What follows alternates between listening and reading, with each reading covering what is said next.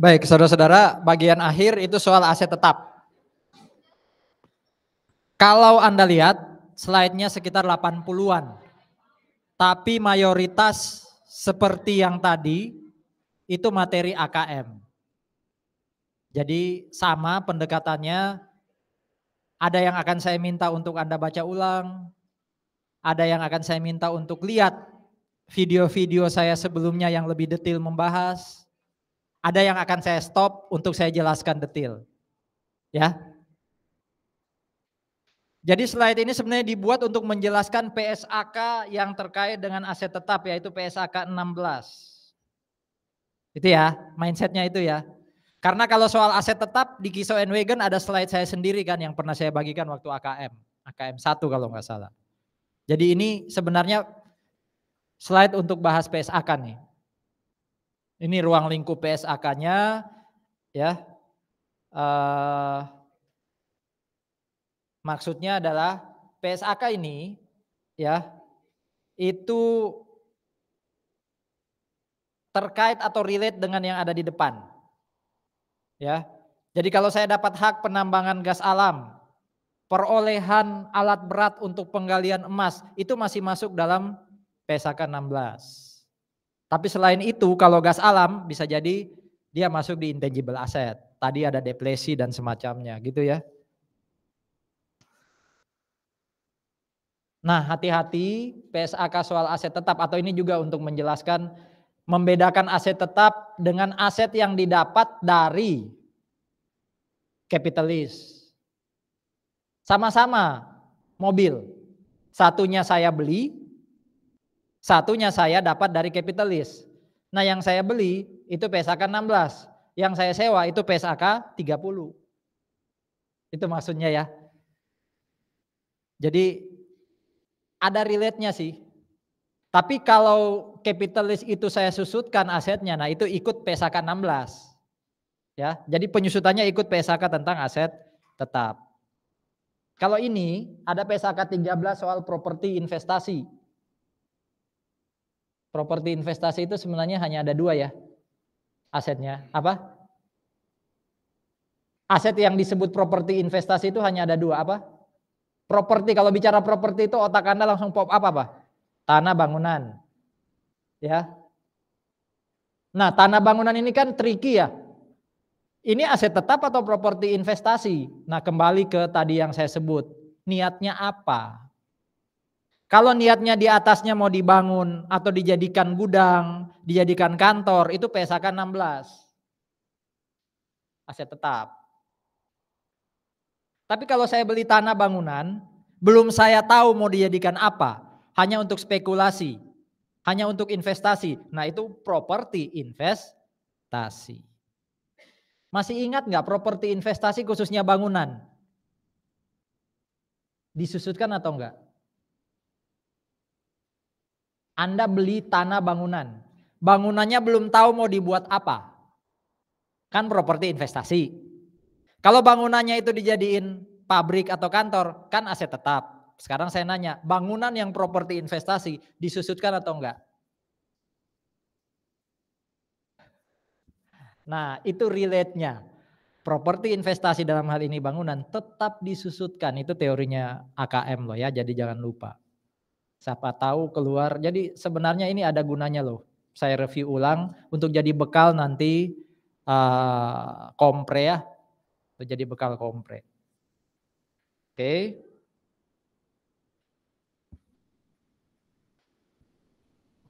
Yang paling atas, nggak usah ngomongin nomor PSAK-nya ya, ngomongin aja itu aset apa. PPI ya, aset tetap, properti investasi, inventory, atau capitalis atau apa yang atas. Beli tanah rencananya akan digunakan sebagai lahan pendirian pabrik ya. Ketok moto ini PPI ya, aset tetap ya. Nomor 2,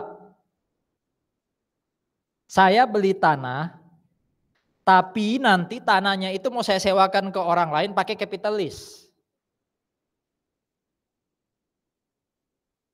Ayo, saya beli tanah, nanti rencananya mau saya sewakan ke orang lain pakai kapitalis. Oh ya, salah satu selain tadi ya, saya beli tanah tapi saya nggak tahu mau diapain. Jadi apa itu? Properti investasi. Syarat kedua untuk jadi properti investasi adalah kalau mau disewain ke orang lain. Berarti yang kedua ini apa? Dan Anda tertipu. Sewa itu kan ada dua. Ada capital lease, ada operating lease. Jadi dia akan jadi properti investasi kalau saya beli dan mau saya sewain ke orang lain pakai operating lease. Berarti ini jawabannya apa berarti? Yang nomor dua. Belum saya sewain tapi saya beli. Tapi tujuan saya mau saya sewain ke orang tapi pakai capital lease. Berarti apa? Nggak mungkin properti investasi. Berarti apa? Ya aset tetap. Kalau saya sewain pakai capital lease, jadi apa dia buat saya? Ya hilang. Kan jadi miliknya penyewa kan? Tapi kalau saya sewain pakai operating lease, kan tetap aset saya.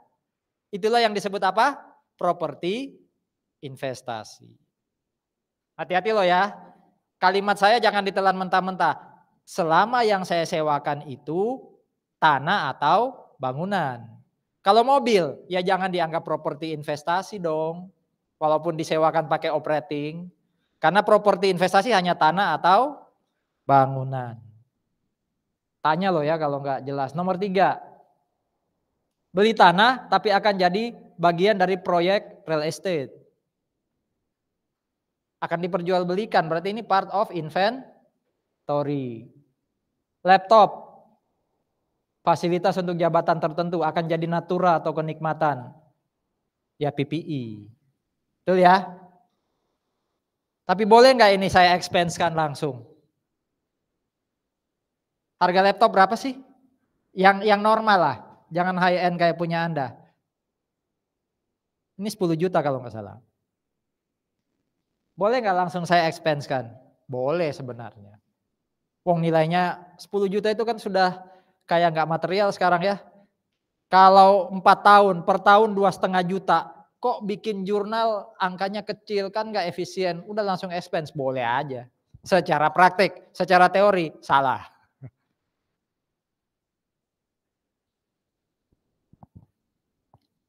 Ini PP-nya masih belum update, harusnya 11%. Anggap aja masih 10. Ini pengukuran ya. Ini cara saya untuk jelasin bagaimana. Kalau ini kan pengakuan, ini pengukuran. Nanti dibaca ulang ya. Di yang nomor 1 itu berarti biaya angkutnya jadi cost. Betul ya? Tapi PPN-nya enggak. Lepas dari tarifnya 10 atau 11. Kenapa PPN enggak jadi cost? Ini kan PPN masukan. Emang PPN masukan boleh jadi cost atau enggak? Jawabannya ya tergantung kan. Mau kita kreditkan atau enggak. Atau bisa dikreditkan atau tidak. Kalau tidak bisa dikreditkan otomatis jadi cost. Kalau boleh dikreditkan tapi kita memilih tidak dikreditkan, boleh jadi cost. Ingat loh. Yang bawah itu ingin menekankan.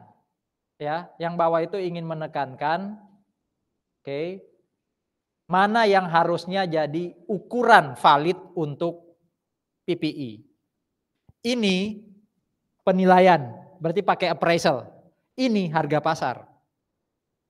Hasil penilaian appraisal itu kalah dengan harga pasar. Karena masih ingat fair value paling tinggi itu harga saham. Karena dia ada di internet, dia dikuotasi, diumumkan. Level kedua itu market value. Itu fair value level kedua. Level ketiga baru yang pakai teknik penilaian. Salah satunya kalau pakai appraisal. Jadi sebenarnya appraisal itu dibutuhkan kalau kita nggak punya informasi harga pasar. Kalau ada informasi harga pasar, ngapain pakai appraisal? Ini untuk menjelaskan atau mengingatkan Anda ya. Beda loh fair value dan market value. Lingkaran besarnya fair value. Market value hanya salah satu lingkaran kecil dalam fair value. Harapan saya sih dengan menjelaskan ini, biasanya kan kalau sudah di level-level akhir kayak Anda itu kan lebih dewasa ya. Sudah bertobat rata-rata kan. Jadi gampang masuk dan sudah lebih dekat dengan kompre. Ya, sehingga ya komprenya semester depan, wah langsung bisa kejawab, oh ini yang dijelaskan di akuntansi pajak. Oh ini tadi ya, ini keulang berarti, sorry. Nah di sini ada jurnal-jurnal ya yang menjelaskan kapan itu jadi aset tetap, bagaimana cara pengukurannya ya. Silakan dilatih. Jawabannya ada di slide-slide AKM 1 ya. Ini juga angka-angkanya sudah saya beri di sini ya. Kalau yang ini juga ada di AKM 1. Yang tadi di depan itu aset tetap yang saya dapat dengan cara membeli. Kalau yang ini aset tetap saya dapat dengan cara apa? Pertukaran, ya, dengan cara pertukaran. Maksudnya yang nomor 1 itu gini. Lama baru itu bukan fisiknya ya. Lama baru itu maksudnya gini. Saya punya aset, saya tukar dengan aset Anda. Saya dapat aset Anda. Aset Anda itu yang saya sebut baru. Mau aset Anda itu sudah usang atau memang masih baru, itu saya nggak lihat. Yang disebut baru itu berarti aset dari pihak lain yang saya dapat. Aset lama itu apa? Aset saya yang saya tukar ke Anda. Itu ya, kita samakan persepsi ya. Lama baru bukan fisik ya, tapi lama itu aset saya, baru itu aset dari lawan transaksi saya. Kalau saya tukar aset dengan Joshua, asetnya Joshua saya tukar dengan aset saya. Berarti aset Joshua yang saya dapat itu aset baru buat saya. Nah sekarang lihat, untuk yang nomor 1 ya, fair value aset saya tahu. Tapi fair value asetnya Joshua saya nggak tahu. Ya, pertanyaannya, waktu saya mau bikin jurnal kan saya dapat asetnya Joshua tuh. Iya kan? Aset baru dalam kurung dari Joshua, saya debit. Berapa nilainya? Patokan saya untuk mendebitkan tadi baru pengakuan. Aset itu harus saya ukur, berapa nilainya? Pakai apa? Yang pasti fair value asetnya Joshua saya nggak tahu. Kan tidak diketahui. Berarti aset yang saya debit punya Joshua yang saya dapat, aset baru itu, nilainya saya dasarkan pada apa? Ini dengan asumsi tidak ada cash yang keluar ya. Jadi bukan tukar tambah, hanya tukar aset biasa. Apa? Nah, saya kan kembali ke konsep cost. Cost itu adalah pengorbanan. Semua yang kita korbankan untuk dapat aset baru. Kalau saya beli, berarti pengorbanan saya uang cash yang saya bayar. Itulah nilai aset baru. Berarti kalau tadi saya dapat aset baru dari Joshua, yang saya korbankan kan aset lama saya. Tinggal cari tahu di pasar harga secondnya aset saya berapa sih?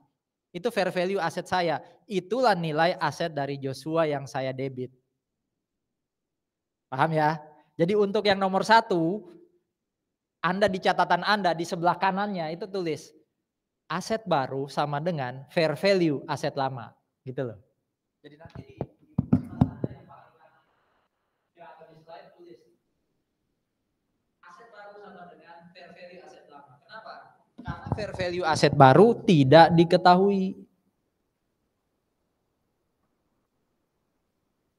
Berarti kalau yang nomor 2 bisa langsung ditebak dong. Aset baru, aset yang saya dapat dari Joshua, itu nilainya sama dengan fair value asetnya Joshua. Di pasar itu asetnya Joshua itu berapa sih harga secondnya?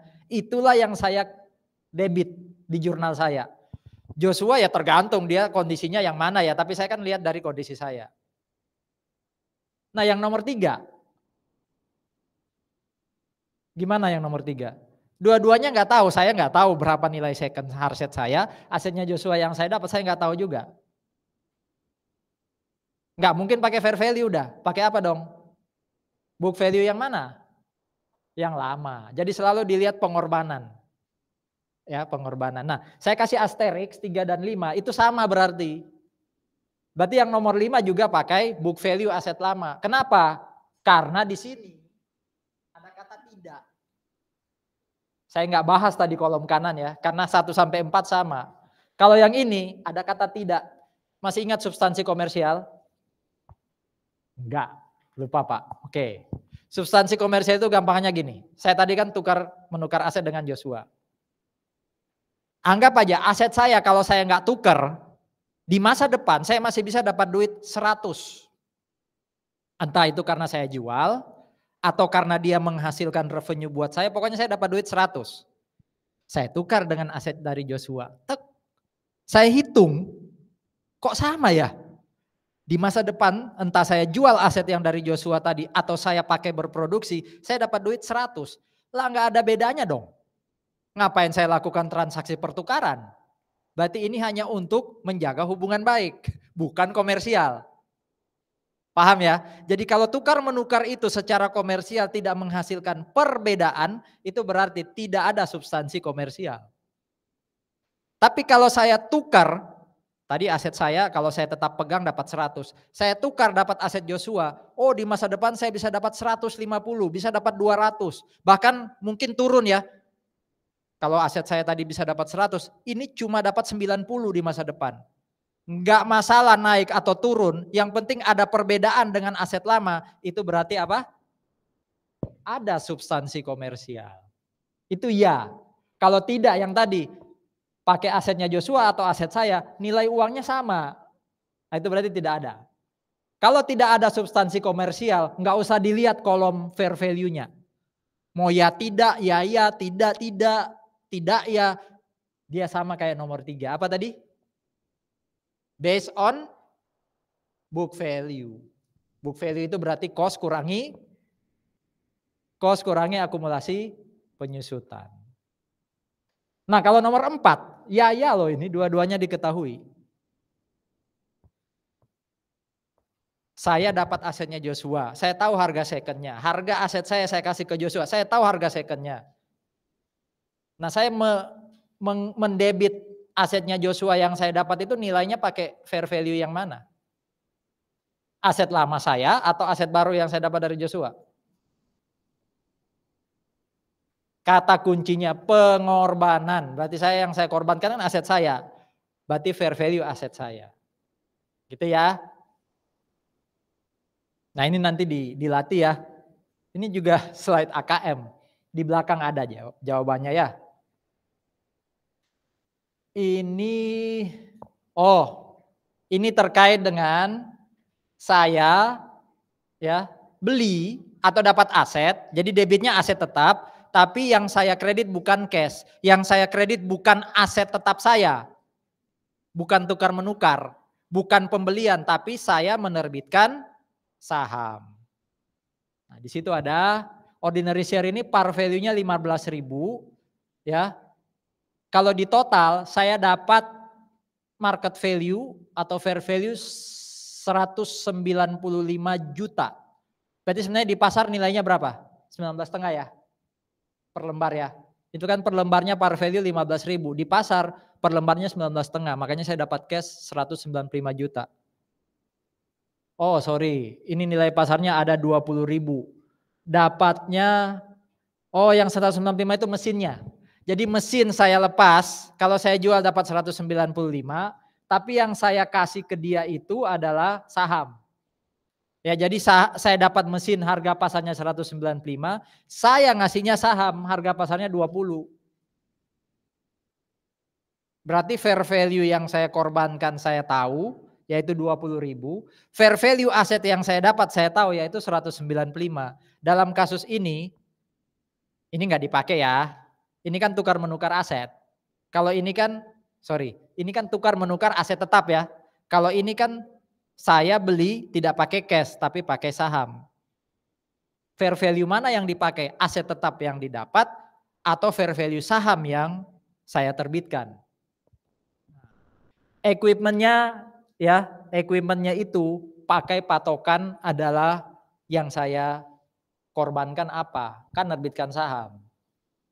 Berarti patokannya adalah fair value dari saham. Ini lebih ke arah kalau beli suku cadang. Ini masih akuntansi loh ya, masih review AKM ya.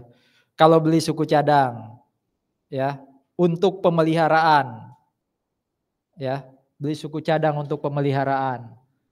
Ya umumnya sih jadi expense. Ini PA. Ini PA. Anda bisa laporkan itu jadi expense langsung di tanggal 5 Januari. Boleh. Tapi teori menyarankan laporkan dulu jadi aset, namanya supplies, ya kan? Nanti di akhir tahun dia jadi supplies expense. Jadi boleh sebenarnya dari awal saya langsung supplies expense to cash 10 juta. Kalau itu yang saya lakukan, jurnal akhir ini nggak butuh. Ya enggak? Kan di awal sudah saya langsung lakukan supplies expense to cash. Jurnal akhir ini nggak butuh. Ya. Tapi kenapa beda tuh 10 dan 11? Karena awalnya saya punya saldo awal 2 juta, saya beli 10. Berarti kan saldo inventory saya waktu saya beli sudah 12 juta kan? Ya enggak? Di akhir ya, saya hitung yang saya pakai itu 11. Berarti pengakuan expense-nya baru muncul sesuai yang saya pakai. Maksimal logikanya yang saya pakai adalah 12, ya enggak? Wong supply saya 12. Jadi akhir tahun itu maksimal supply expense saya harusnya 12. Paham ya? Jadi saya punya saldo awal 2, saya beli 10, berarti inventory saya, supply inventory saya 12. Setelah saya hitung yang saya pakai 11, muncul jurnal ini. Berarti saldo akhirnya inventory berapa? Supplies 1. Tapi kalau dari awal jurnal saya supplies expense to cash, nggak usah buat jurnal ini. Dan itu PA, bukan akuntansi pajak. Itu ya, ingatin soal supplies. Pajak ada nggak aturan soal supplies? Coba dicari. Menurut pajak ikut teori akuntansi, bukan praktek ya. Praktek kan tadi boleh langsung di expense kan.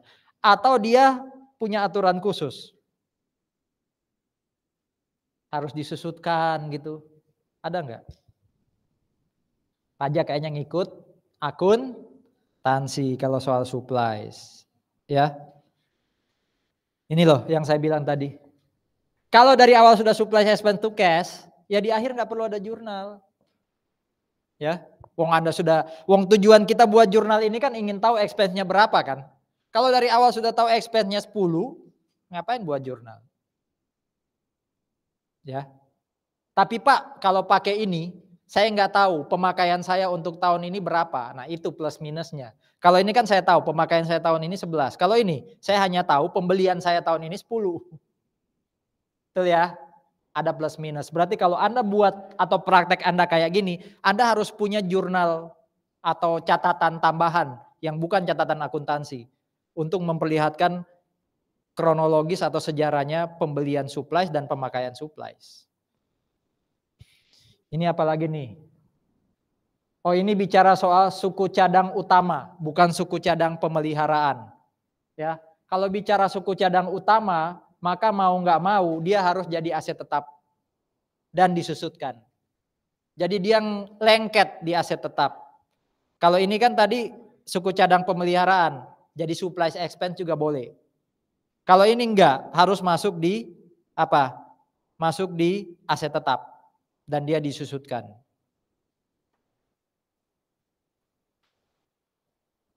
Nah, kalau peralatan ya namanya aja peralatan ya, dia berarti masuk aset tetap. Kalau ini saya langsung liatin, kenapa equipment? Padahal itu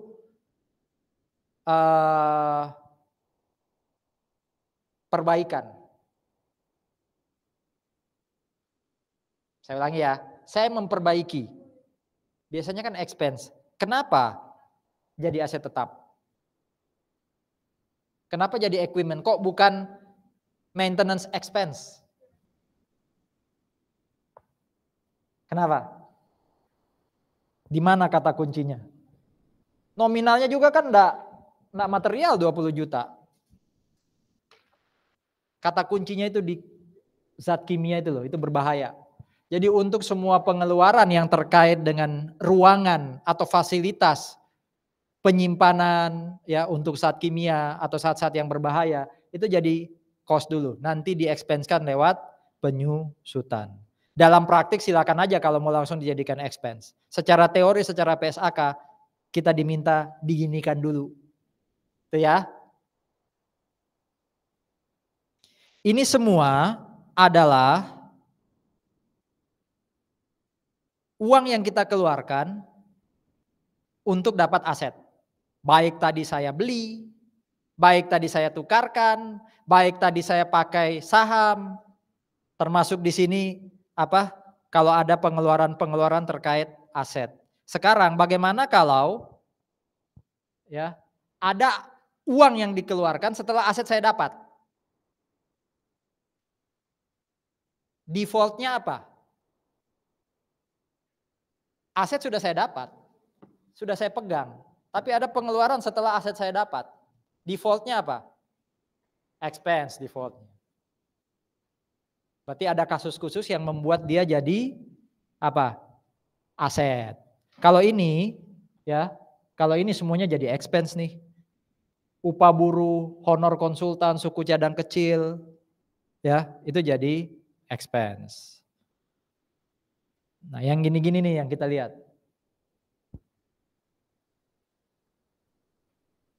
Contohnya relate lah ya. Jadi anggap aja ini kursi pesawat. Terus ada bantalannya ya. Nutup covernya lah. Keluar uang awalnya 100 umpama waktu beli pertama kali. Terus tahun ini saya ganti. Yang lama saya buang, 70 sekarang keluar uang untuk yang baru. Sudah pasti yang dikredit cash, betul? Debitnya apa? Apakah expense? Kan tadi defaultnya apa lo? Expense. Kalau kamu jadikan cost fail, berarti asetmu jadi 170. Lah asetmu naik, enak lah. Saya berarti untuk naikin nilai aset saya gampang. Ganti aja terus. Di pasar kan jadi positif. Nanti wah asetnya nambah terus. Padahal itu karena yang lama sudah dibuang, yang baru datang gitu kan. Kayak ayat Alkitab. Apakah gitu? Saya tidak menyalahkan value loh. Tapi kalau itu dijadikan cost, berarti kan aset naik terus tuh. Nah yang lama berarti diapakan Vel? Dikredit. Akumulasinya kalau masih ada sisa, di debit. Intinya yang lama itu benar-benar hilang. Karena yang baru sudah datang. Ya, jadi intinya jadi cost. Betul. Tapi yang lama yang saya sebut tadi nilainya 100, itu dikredit. Equipment yang lama 100 dikredit. Kalau ada selisih atau akumulasi depresiasinya, anggap aja akumulasinya 80, itu di debit. Loh Pak masih ada selisih debit dan kredit, 100 di kredit, 80 akumulasi di debit. Berarti 20 itu disebut apa? Loss. Nilai bukunya itu loss. Langsung lompat ke pajak. Boleh jadi pengurang nggak? Loss atas kasus tadi. Nggak pernah ada aturan khusus ya? Boleh. Ya. Ini apa lagi nih?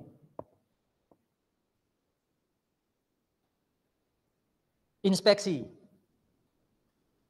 Ya, biaya pemeriksaan. Ya, biaya pemeriksaan.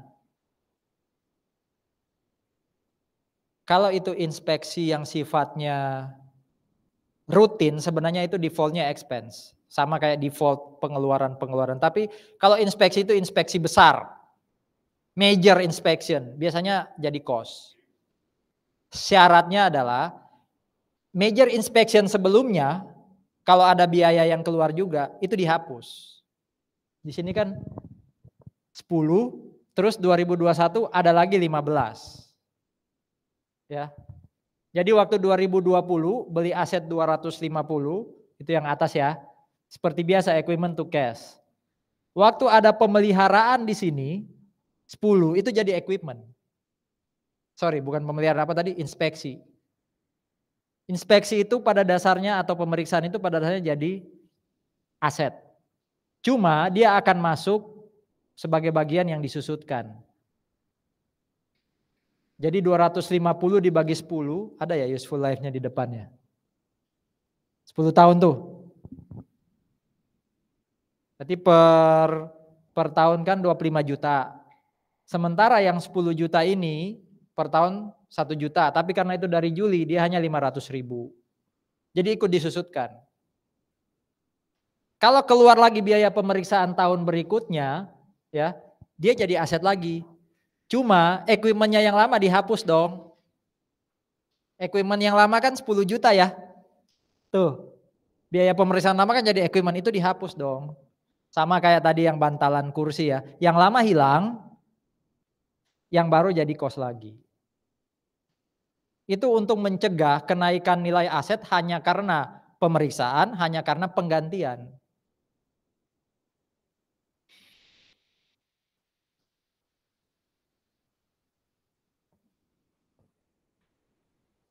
Oh, ini masih ingat nggak? Ada bagian yang jadi, jangan lihat slide di belakangnya loh ya. Ada bagian yang jadi cost of land, ada bagian jadi cost of building. 10M itu cost of apa? Land, pasti. Ya. Di atas tanah tersebut ada bangunan 2M. Kok yakin?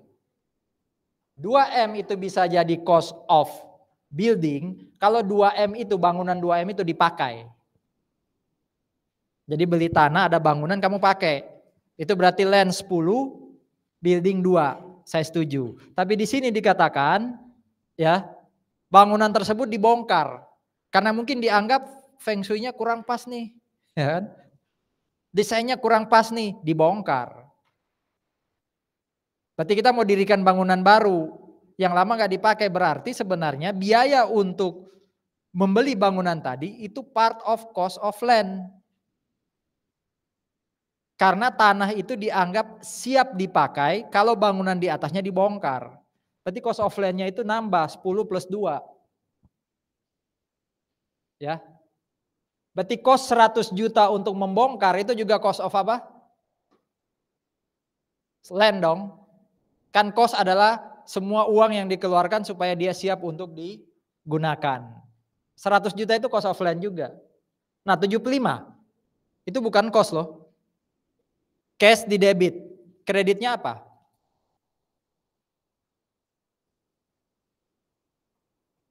Kreditnya apa? Ngurangin nilai land enggak? Jadi pasti yang 75 itu debitnya cash. Berarti bukan expense, bukan aset. Karena debitnya cash. Kreditnya apa? Bisa jadi revenue.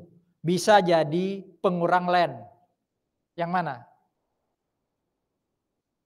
Jawabannya adalah other income, bukan pengurang land. Karena tidak ada kaitan dengan upaya kita untuk mempersiapkan land siap untuk dijual. Jadi kalau bahan bekas ini nggak dijual pun kan land bisa kita pakai kan? Ya Gelo ya. Kecuali bahan bekas ini anggap aja syarat untuk land bisa dipakai, itu masuk akal jadi pengurang land. Tapi kan anggap aja saya bongkar bangunan, ada material bekas, saya simpan aja di pojok tanah, kan nggak ada masalah dengan saya menggunakan land. Jadi defaultnya adalah revenue. Kecuali memang itu jadi syarat untuk bisa membuat tanah siap dipakai itu. Bangunan bekas, bahan bekasnya itu dijual atau enggak. Angka apa lagi yang belum masuk? 2,5M. Cost of land atau building? Ya udah pasti building. Itu kan untuk membangun bangunan ya. Jadi inilah ya, landnya itu 10M plus 2M bangunan lama. 5 juta itu apa tadi? Notaris. Termasuk kalau ada BPHTB ya, masuk di land. Ya. 75 juta itu Itu harusnya ada income tuh, ya. 75 tadi kan penjualan barang bekas kan? Jadi itu harusnya ada income, ya. Nggak pas jadi land. Saya langsung ganti. Termasuk kalau di atas tanah itu mau dipakai untuk parkir, ya, dipakai untuk parkir. Apa duit? Nah itu ada revenue, ada income.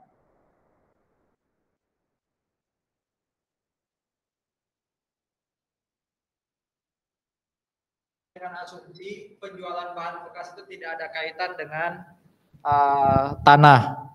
Maksudnya tidak ada kaitan dengan keharusan untuk pakai tanah. Building yang 2,5 M itu dari mana tadi? Biaya konstruksi. Oke.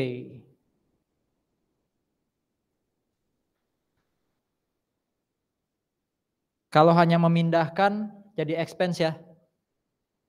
Hanya pemindahan itu jadi expense. Enak loh sebenarnya ya. Ini informasi-informasi dari Kiso and Wagon yang di slide Kiso and Wagon nggak ada, saya tambahin buat Anda. Pelatihan. Pelatihannya jadi apa? Expense. Agak unik sebenarnya. Cost itu apa? Semua uang yang kita keluarkan supaya aset siap digunakan. Kalau saya nggak training karyawan, bisa nggak saya gunakan aset? Saya ulangi ya, ada aset, ya harus butuh training untuk karyawan supaya dia bisa pakai. Asetnya sudah siap dipakai nggak sebenarnya? Sebenarnya siap ya. Jadi jangan sampai ngomong, oh ini jadi cost Pak, karena kalau nggak dilatih nanti nggak bisa dipakai, ya nggak bisa gitu juga. Kayak contoh, saya punya bangunan, belum ada peresmian, belum ada gunting pita, belum ada ibadah atau kebaktian masuk bangunan baru. Itu sudah siap dipakai nggak? Sudah siap. Ya. Jadi biaya untuk ibadah, biaya untuk seremonial setelah itu ya jadi expense. Jadi definisi siap itu di soal enak, di praktek pakai acuan tadi ya. Kalau saya nggak gunting pita atau seremonial, bisa pakai nggak ya? Bisa harusnya.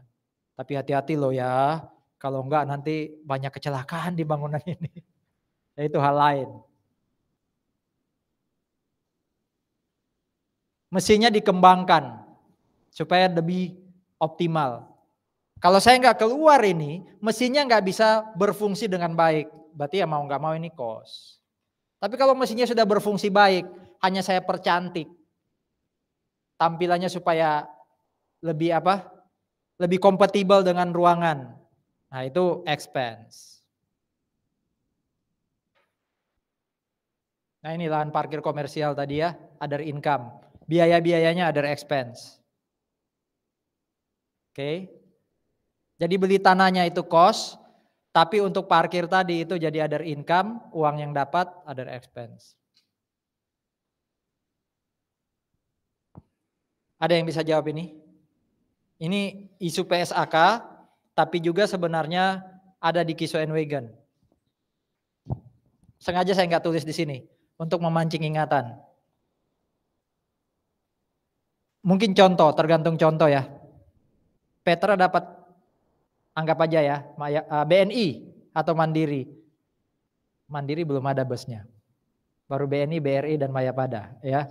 BNI kan anggap aja pemerintah. Itu gimana tuh jurnalnya? Waktu dapat bus. Kira-kira. Debit sudah pastikan equipment. Kreditnya apa? Nggak keluar cash loh. Tapi juga nggak dapat cash.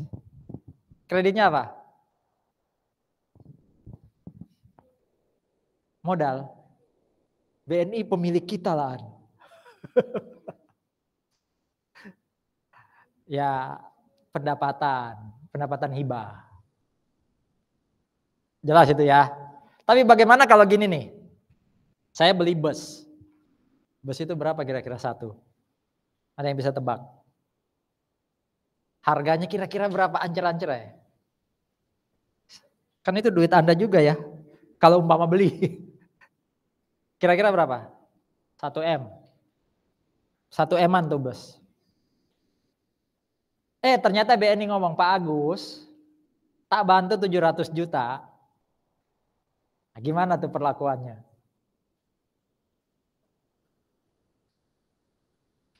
Tetap di pasar nilainya 1 M. Tapi 700 dari BNI, 300 dari saya. Dari Petra. Gimana jurnalnya? Ada 2 pendekatan di AKM. Satu adalah 1 M tetap diakui ya, 1 M to cash. Kan saya tetap keluar uang 1 M, tapi 700 dari BNI. Jadi 1M to cash. Nah 700 itu dianggap seperti deferred revenue. Ya, nanti dia diamortisasi. Tapi nilai aset tetap 1M. Oke, jadi dapat cash to deferred revenue. Cashnya 700 to deferred revenue. Itu akan jadi revenue dengan cara amortisasi selama useful life. Jadi deferred revenue to revenue selama 10 tahun atau 8 tahun. Tapi ujungnya sama kayak yang pertama tadi kan, yang waktu saya beli bus tanpa keluar duit. Jadi apa tadi? Revenue. Itu cara pertama. Equipment to cash 1M, waktu dapat uang dari BNI, cash to deferred revenue 700. Deferred revenue tiap tahun di debit, kreditnya revenue. Deferred revenue to revenue selama 10 tahun. Itu cara pertama. Kalau saya, kalau yang pertama tadi benar-benar nggak keluar duit. Kalau cara kedua kan dapat duit tapi subsidi. Atau pendekatan lain adalah gini, berapa pengorbanan saya beli bus tadi? Yang benar-benar uang saya 300. Berarti bus itu saya akui nilainya hanya 300. Yang saya susutkan hanya 300. Karena walaupun nilainya 1M, sebenarnya pengorbanan saya hanya 300. Mau cara pertama atau kedua, ujung-ujungnya hasilnya sama. Coba lihat slide saya atau slide Kiso and Wagon di AKM 1. Gitu ya. Itu menjawab pertanyaan ini. Saya lompat langsung pajaknya, pajak ikut aturan tadi. Karena pajak nggak ada aturan khusus soal ini.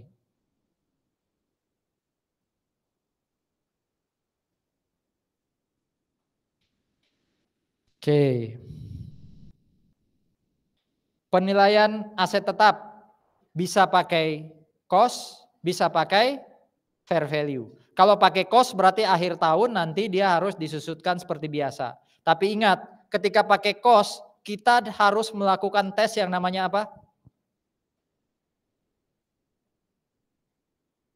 Kalau ada kemungkinan nilai pasar aset itu jauh lebih turun, walaupun kita nggak pakai fair value, kita wajib lakukan tes apa? Impairment. Halo, semoga masih ingat impairment. Jadi impairment dilakukan kalau menurut informasi yang kita dapat nilai aset di pasar itu drop. Baru kita lakukan test of impairment. Belum tentu ada impairment loss ya, minimal harus dites. Kalau dites ternyata tidak turun, ya sudah nggak ada jurnal. Kalau ternyata turun, baru kita buat loss on impairment. Di sini ada nggak ya? Oh nggak, saya liatin. Masih ingat impairment itu diakui kalau apa? Book value ternyata dibandingkan dengan apa satu kotak paling kanan? Hah? Apa? Masa langsung NRV? Itu mah inventory. Recoverable amount. Ya kan? Dibaca lagi ya slide saya ya. Jadi nilai buku dibandingkan recoverable. Kalau recoverable itu ternyata lebih rendah daripada nilai buku, itu ada loss on impairment. Tapi kalau recoverable amount, jumlah yang dapat dipulihkan lebih tinggi, nah itu nggak perlu ada jurnal. Nggak ada impairment. Recoverable amount itu didapat dari mana yang lebih tinggi? NRV atau nilai pakai. Ada yang namanya nilai pakai. Ya, bukan useful life ya, bukan useful value. Tapi saya lupa istilah Inggris, tapi nilai pakai. Ya. Kalau recoverable lebih rendah baru loss on impairment. Itu cara pertama, apa tadi? Pakai cost. Cara kedua adalah pakai apa? Fair value. Ya, pakai fair value. Ini contoh kalau pakai apa? Fair value. Jadi saya menyajikan di neraca itu bukan 100 kurang 60 dapat 40. Enggak. Kalau saya pakai cost, berarti yang saya sajikan aset tetap 100. Akumulasi penyusutan 60. Book value-nya 40. Itu pakai cost. Tapi kalau saya memilih cara kedua pakai fair value, berarti yang saya sajikan bukan 160 dan 40, tapi yang saya sajikan berapa? 50.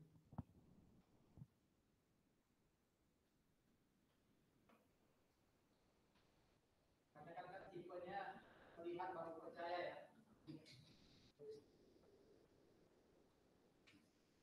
Kalau saya menyajikan aset tetap pakai cost, itu berarti di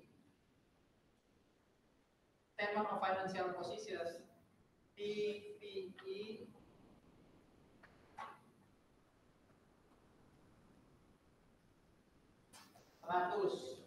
lalu di sini ada akumulasi 60.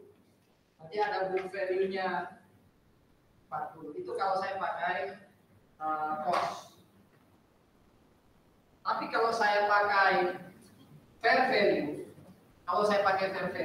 yang saya sajikan itu adalah PPI 50.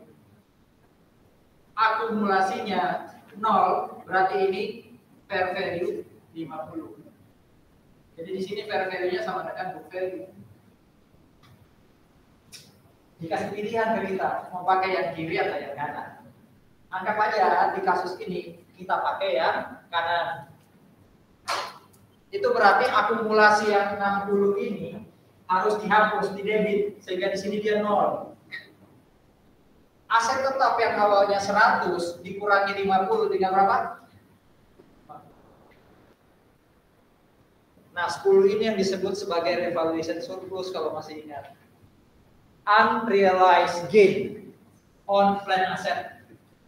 Unrealized gain karena penilaian aset tetap.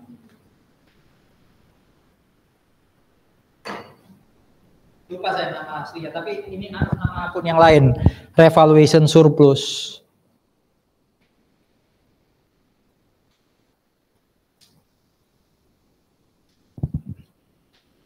Masuk mana ini? Income statement atau OCI? OCI. Kalau kita pertama kali, makanya di situ ada kata-kata tadi ya, pertama kali melakukan revaluasi, dia masuk OCI.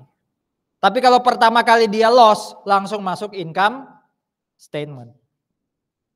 Ini kan gain ya, masuk OCI. Kalau tahun depan saya rugi, ternyata lebih rendah fair value-nya, yang didebit bukan loss, tapi revaluation surplus. Oke. Nah, ini yang menarik terkait pajak. Gimana dong nih di tahun berapa tadi ya? Di tahun ini ketika ada revaluation surplus. Koreksi atau enggak?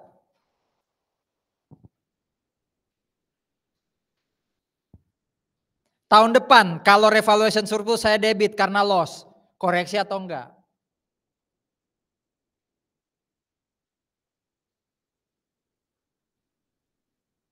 Kalau jurnal yang bawah ini di praktek itu bisa dua ya. Yang saya sajikan karena ini pendekatan praktis. Akumulasi langsung dihapus. Kalau Anda mau sedikit lebih susah tapi lebih proporsional itu pakai yang bawah. Jadi yang di debit itu 100 juta kali 10 per 40. Ya. 10 itu dari mana? 10 itu dari mana? Book value saya 40. Sekarang jadi 50. Berarti naik berapa? 10. Nah, itu dari 10 per 40. Belum Mas. Ya, kalau yang 10 per 40 dari situ. Jadi yang bawah untuk pengetahuan aja ya. Kalau nanti di soal UTS pakai pendekatan yang simpel yang atas. Oke. Nah, yang 10 juta ini nih ya. Yang mau saya ini loss. Kalau loss masuknya di income statement ya, selama ini penilaian pertama kali. Tapi kalau anggap aja loss-nya yang 10 ini penilaian tahun kedua. Berarti yang saya debit bukan loss, tapi apa? Revaluation surplus. Semuanya ada di AKM. Makanya tadi ada yang nanya ke saya kan, saya jawab gitu dengan semangat. Terus saya bilang, bukannya ini pertanyaan akuntansi keuangan ya? Saya yang goblok dong jelasin lagi.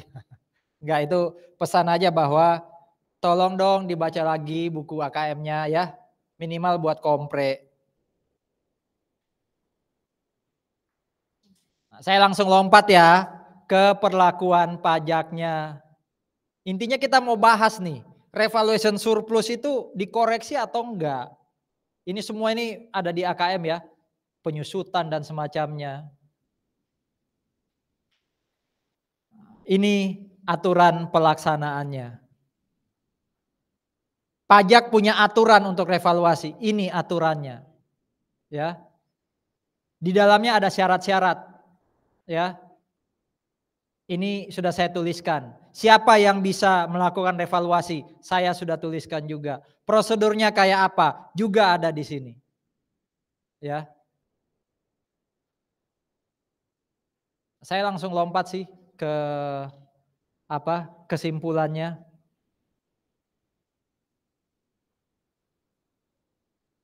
Apa itu kata-katanya? PPh final sebesar 10. Ada aturan yang lebih baru yang sepertinya sudah agak sedikit mengoreksi ini ya. Tapi secara default dia kena PPh final. Berarti apa kesimpulannya revaluation surplus tadi? Koreksi atau enggak? Yakin Taglo koreksi? Saya ulangi ya. PPh-nya kena final. Tadi ada revaluation surplus. Koreksi atau enggak? Kamu mau ngoreksi apa? Revaluation surplus masuk mana? Revaluation surplus tadi masuk apa? OCI. OCI itu income statement enggak? Enggak. Berarti ada koreksi enggak? Enggak ada. Berarti menjebak ya. Kecuali loss. Kalau tahun depan loss, revaluation surplus kamu taruh di debit, ya itu sebenarnya juga enggak ada koreksi ya. Kan revaluation surplus yang berubah. Jadi saudara-saudara, sengaja saya ngomong tadi, revaluation surplus itu part of OCI, bukan income statement. Memang kena PPh final, tapi kan enggak ada di income statement. Apa yang mau dikoreksi, Vel? Enggak ada ya. Nah, kalau loss pertama kali, itu enggak diatur di sini. Ini hanya ngatur revaluation surplus. Berarti dia ngikut aturan akuntansi. Boleh. Ya. Ini hanya mengatakan karena biasanya penilaian pertama kali itu logikanya orang ngapain sih lakukan penilaian kembali? Saya tanya. Pengen nilainya naik atau enggak? Biasanya kenapa orang lakukan revaluasi? Kasih info praktis kenapa orang lakukan revaluasi sih? Dalam rangka apa biasanya? Masa tiba-tiba asetku pengen saya nilai lagi, kan enggak gitu. Biasanya kenapa? Business combination, ya kan? Atau yang paling gampang biasanya kalau mau pinjam duit ke bank, asetnya tak revaluasi biar kelihatan naik. Berarti harapannya apa? Naik. Jadi nggak dibahas yang loss-nya. Sehingga kalau loss, menurut saya memang harus diteliti lagi lebih jauh ke prakteknya ya. Harusnya boleh. Karena ini hanya ngatur soal surplus. Ya, jadi ini yang saya rekomendasi Anda untuk bisa jadi ada yang saya lewati. Untuk lihat ini ya, aturan ini ya. Tapi so far yang saya pahami semua sudah saya masukkan, termasuk pemahaman soal tadi. Oh ya, satu lagi, surplus yang didapat itu nanti masuknya ke neraca. Jadi tidak masuk di income statement. Jadi neraca fiskal itu harus benar-benar state. Ada di belakang kayaknya.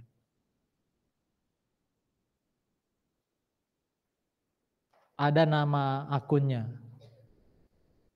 Neraca komersial itu nama akunnya. Jadi nggak masuk income statement. Ya, di bagian equity.